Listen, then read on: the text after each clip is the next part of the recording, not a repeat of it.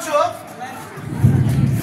যে আমাদের বিআরডি এনএমপিএল কর্তৃপক্ষ, যাকে তোমরা টাকশাল, শালবনী টাকশাল নামে চেনো,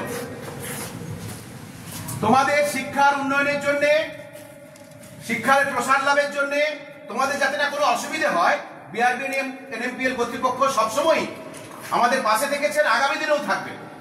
কিন্তু এত পাশে থাকার মধ্যেও আজকের যে বিশেষ দিনটা, সেটা কিন্তু দিনই স্যাররা বলছিলেন যে স্যার এত স্টুডেন্টকে এখানে এনেছেন কেন। আসল কথা, তোরা এক্সাইটেড তো আজকের দিনটা সম্পর্কে? এইটা জানতে চাওয়ার খুব দরকার ছিল, কারণ স্যাররা বলছিলেন যে স্টুডেন্টরা ক্লাসে থাকলেই বোধহয় স্যার ভালো হতো।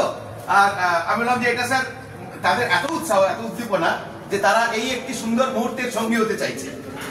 তো আমরা আজকে এত কিছুর মধ্যেও প্রায় 2 বছর কাল জুড়ে আমাদের স্বপ্নের প্রজেক্ট, ড্রিম প্রজেক্ট আমরা বলি, আমাদের এই স্বপ্নের প্রজেক্ট আমরা আজকে হস্তান্তর হবে, মানে হ্যান্ডওভার হবে, এবং তার যে শুভ উদ্বোধনের সেই মুহূর্ত, সেটাকে আমরা চিরস্মরণীয় করে রাখতে চাইছি।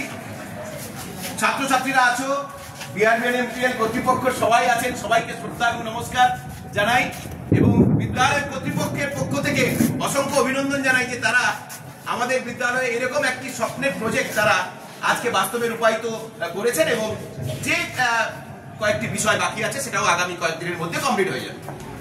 তো আমরা প্রশাসনিক এর তরফে, বিদ্যালয় কর্তৃপক্ষের তরফে আমরা স্যার ম্যাডামদের অনুরোধ করবো যে কর্তৃপক্ষের হাতে আমাদের বিদ্যালয় থেকে একটি অভিনন্দন পাঠান। আপনি দিন, আসেন, আপনি দিন।